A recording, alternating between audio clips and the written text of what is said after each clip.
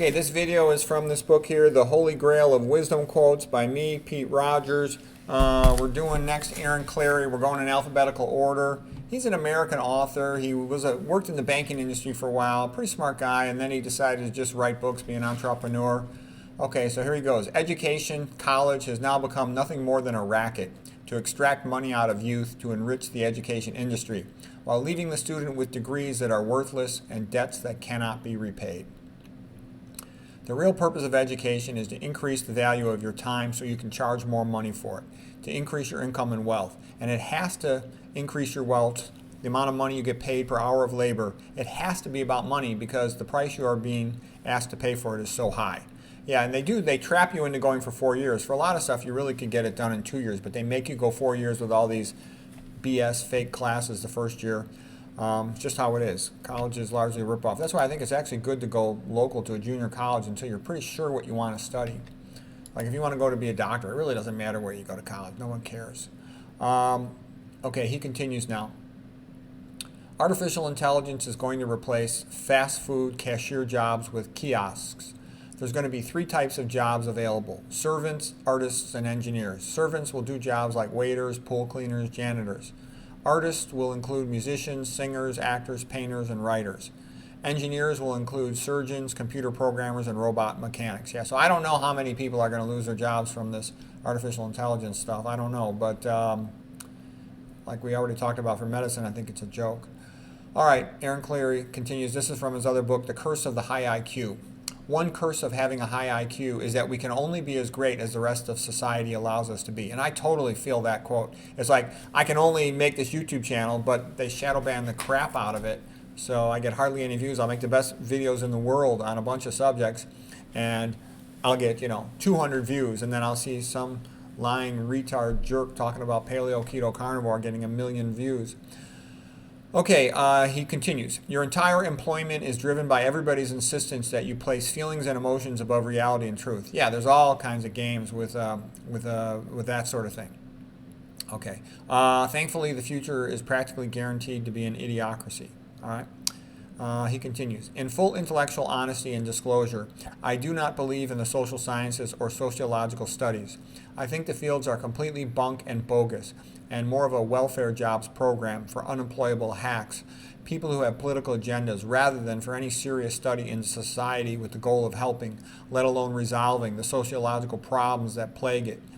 If there was any veracity in the social sciences, we would have solved poverty, crime, divorce, racial sexual gaps, unemployment, etc. a long time ago. And the fact that these scourges continue to exist, and in most cases are worsening, is proof enough that these fields are of no value, perhaps even damaging to society. Yeah, the reason why things are messed up is because the people at the top who run it, they want that to happen. You don't understand, like all the stupid people think, oh, things just happen by coincidence. No. Most of these things, they happen on purpose, okay? I went to college in California back in the 1980s. The place was rich. People were going to junior colleges for free. Now it's a third world poverty crap hole, and that's because they want it to be that way. Okay, he continues.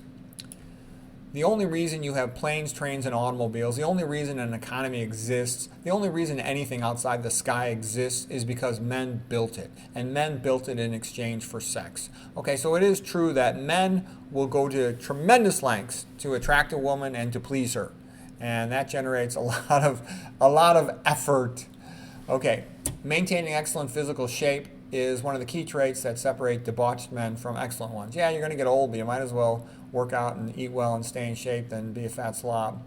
I've seen guys who are fat slobs. Their wives don't treat them very well. Even if you're in great shape like me and you keep your act together, you still can end up taking a lot of crap from your wife the way divorce is nowadays. Okay, Aaron continues. The internet has allowed the accumulation of wisdom at a rate faster than ever in the history of humankind. Yeah, there's a ton you can learn from the internet. You just got to have time to read it. I wish I had more time. I do the best I can to make time, but I need more time to study all the things I want to study. Okay, Aaron continues. You want to make yourself miserable? Then marry the wrong woman. I've seen more men voluntarily sell themselves into matrimonial slavery than were actual slaves in the Roman Empire. If you're constantly occupied with a 9-to-5, mind-numbing job, you won't have the time, energy, or desire to pursue any of your dreams. But if you are a minimalist working barely 10 hours per week, The human mind will find something else to do with the remaining 30. Okay, then he says, I have seen men with a permanent glowing smile on their face, knowing that behind that smile is a hot wife with interesting, intriguing, and curious children. I have seen men walk through life like a zombie, lifeless, indifferent, and depressed, knowing behind their lethargy there's an overweight wife at home who nags them, berates them, and does not obey.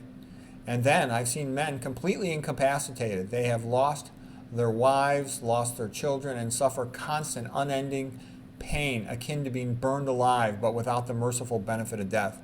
Yeah, I've seen things from divorce that are so bad. Like I had this one wrestling coach, my junior high wrestling coach, and his wife divorced him, screwed him over. Her family had some political clout, and he had to leave the country. He went to Hawaii. I've seen another relative of mine. His wife, had political clout in the city, and he had to flee the city and go to another country. Divorce really screws over men, and it can be really bad. I also, like I said too, I can know like when I was real happy early in my marriage, I couldn't wait to go home. I had so much energy, just crank through all my work real fast, couldn't wait to go home. When you got something exciting at home, it makes you real energetic and enthusiastic to get through the day, Okay, so anyways, that's it for Aaron Clarey. I'll do one more quote here, just from Henry Clay. The arts of power and its minions are of the same in all countries and all ages. They mark a victim, they denounce him, and then they excite the public odium and the public hatred to conceal their own abuses and encroachments. Yeah, they sort of are good at shifting the blame to put attention on somebody else to hide their own problems. And they'll, it's a pot calling the kettle black. They'll accuse somebody else of doing exactly what that did. You'll see those types of games played all the time. Eldridge Cleaver. What we're saying today is that you are either part of the solution or part of the problem. Okay, that's kind of an old one. One more. I'll just do John Cleese from Monty Python's Flying Circus. They were really funny. John Cleese was a clever guy. He said the key to creativity is that you play with the idea. You nurture it for fun and out of amusement. Yeah, you enjoy what you're doing. Okay, that's it. Hope that was helpful for today.